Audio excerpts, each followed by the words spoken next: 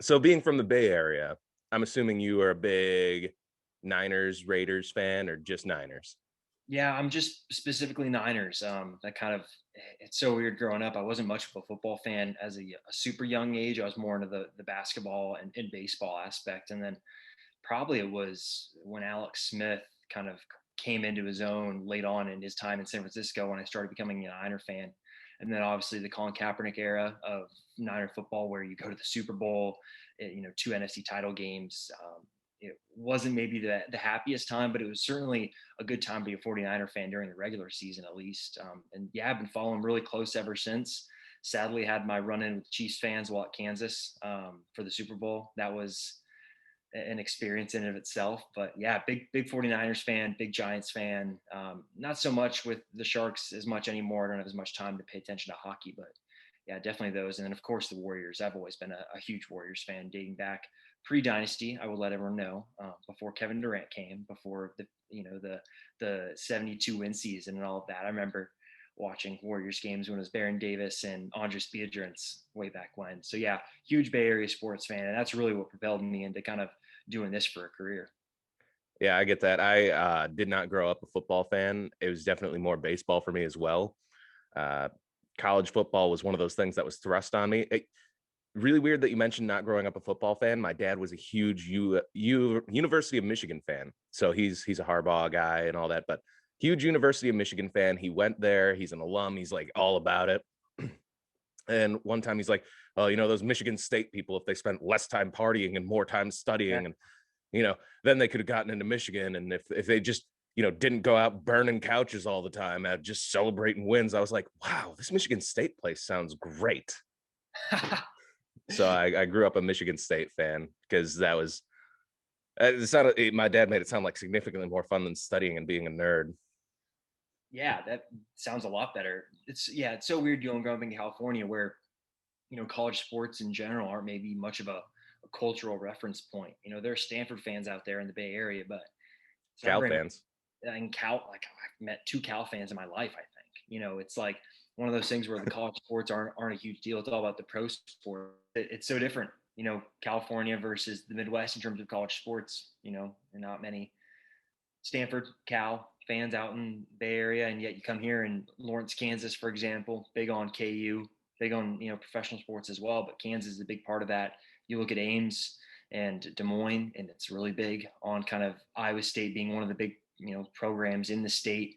Of course, a lot of Hawkeye fans as well for Iowa, but it's just so different. And the passion, I think, is a big thing that at least excites me. Because growing up, nobody got jacked up for Stanford games, even when they had Andrew Luck, and now you get kind of Iowa State now where they're on the verge of being a college football playoff contender. They are a certain Big 12 title contender. So it's just so different, and it makes it a lot more fun, I think, in terms of covering the team where there's a much more passionate fan base.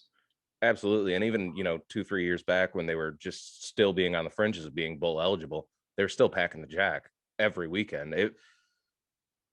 College football just means more in the Midwest. I love it. I moved up from Texas, where college football means a lot, but it definitely means more here per capita, I would say. Uh, you can go places in Texas, and pro football definitely matters more. I don't think there's anywhere in Iowa where pro football matters more than college. Mhm. No. And it's the same for Michigan to a certain extent. I probably cared more about the Lions than I did college football, but that was just a mistake. That's heartbreaking mistakes after heartbreaking mistakes. Yeah, I understand that. And it feels that way or at least felt that way with the 49ers for a while, where it was just like, man, can we not suck for a season? So I understand for the Lions. And I got to say, each year I scratch my head when I see who the Lions draft, because it's always like, oh, yeah, I'm is that going to move the needle? Is that I'm going to happy move? about this one. I'm happy about this one. Really? They finally did the right thing. All We were right. giving up. We'll get into the NFL draft talk here because I guess we're gonna start there. The Lions last year gave up 4.4 yards per carry on average. When you're doing that in the NFL, you're doing something horribly wrong. So what do? They commit their second and third round pick to getting big defensive tackles who can stop the run.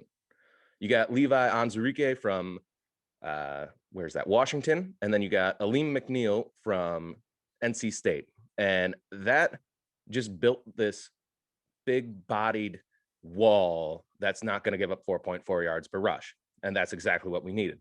And then you grab what some people call a generational talent in Penei Sewell in the first round. I don't care. It was offensive line. It was what we needed. We had 3/5 of an offensive line, and that's not enough to pound the rock and protect Jared Goff, who is limited. Oh, I forgot they have Jared Goff. Oh man, good luck. I'm so happy we've got Jared Goff because he's not Matthew Stafford. Oh, Matthew Stafford does not show up in big games. You're gonna watch him play in games that matter, and he's just gonna throw picks left and right. That's what he does. Yeah, I mean, honestly, the 49ers, I'm one of those guys that when the Niners are really good, I like listening to the press conferences just because I guess that's just who I am. And you could tell that the Niners loved playing against Jared Goff because my man would stand back there and just like one pressure comes, oh, I'm throwing this to someone. It's may not be a teammate, but someone's catching this ball. So I would say, good luck with Jared Goff. Penei Sewell will definitely help keep him upright, which is one of the big things I think wasn't the best for him in LA was the fact that once he gets under pressure, he's gonna lose it a little bit. But yeah, interested to see what the lines look like now. Well, Jared Goff upgraded offensive lines, and that's not something that the media likes to mention, is that Matthew Stafford actually downgraded offensive lines and Jared Goff upgraded. Penei Sewell aside, Taylor Decker, the left tackle from Ohio State, been in the league 4 years now, I want to say. In 2 years, he's let by 2 pressures total. So very high quality left tackle. You've got an up and coming left guard in Jonah Jackson, who is very good. And then Frank Ragnow, who has the potential to be a perennial all pro center. The part that was missing was what was right tackle. Well, now you got Penei Sewell. And that's pretty much what our general manager, who we got from poached from the Rams and who had a very Rams like draft, said is he's going to be playing right tackle. And then we made all the sense in the world and stopped the run. That's how you win in the NFL. You commit to stopping the run and you run the football. You've got DeAndre Swift in the backfield. You've got, who cares about wide receivers? This is probably the meanest thing I'll ever say about wide receivers. They don't matter in the NFL. They really don't. Everybody puts so much pressure on the wide receivers. They really don't matter that much. They don't change your franchise nearly as much as a solid offensive line or nearly as much as a solid defensive edge rusher. They just don't. For sure. And it comes down to the trenches, right? And that's the big thing that you look at what, for example, like the 49ers, what they did to get to the Super Bowl. They had a really good offensive line and just a dominant defensive line.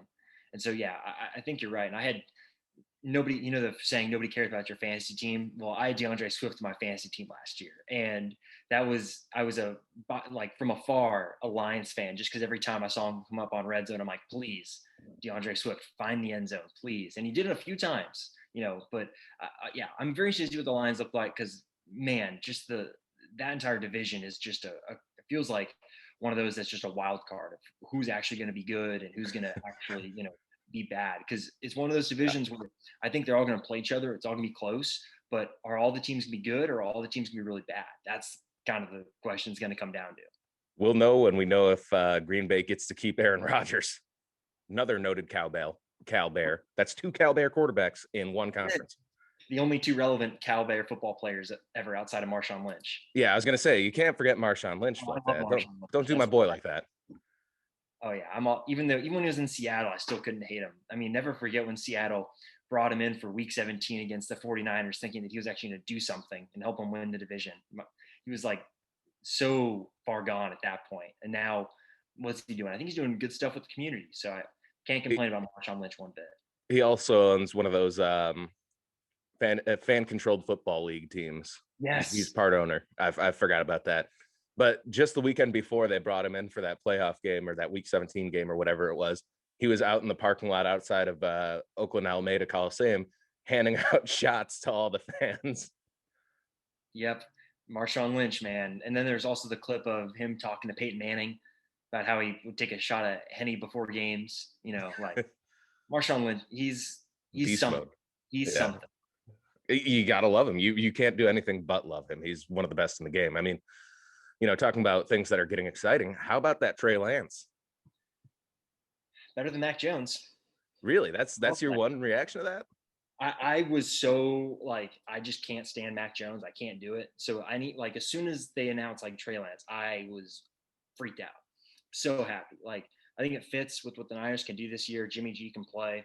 I'm a big Jimmy G stan too. I think he gets, yeah, some people say he's overrated. I think he gets too much stick, honestly. Like, you look at what he's done when he's been healthy, it's been really good. This past year doesn't really count, in my opinion, just because the 49ers, or I shouldn't say they rushed him back, but they agreed, both parties agreed to get him back on the field sooner than he was ready. And he really stunk when he came back. So I think if Jimmy G's healthy, it's another playoff contending team. And then you get kind of I hate comparing it to Patrick Mahomes and Alex Smith, but something similar to that, where Lance can come in and kind of work with Shanahan for a year. You get Jimmy G, and then after this year, I think they could already cut Jimmy G for no money, or they can at least do it after next year. So you could easily kind of cut ties with Jimmy after 1 year, let Trey Lance take over. A little concerned about the lack of like tape. Like, honestly, I grind tape on college stuff, but not for NFL. Like, but it just sounds like there's not a ton of stuff out there. Only played, what was it, like 17 games of college total, something like that. So it'd be really interesting to see what Shanahan's able to do with them. But I'm over the moon for it. I just was so entrenched in the Mac Jones. It's gonna be Mac Jones. Like, can we please just not have Mac Jones? So I'm all in on the Trey Lance bandwagon now.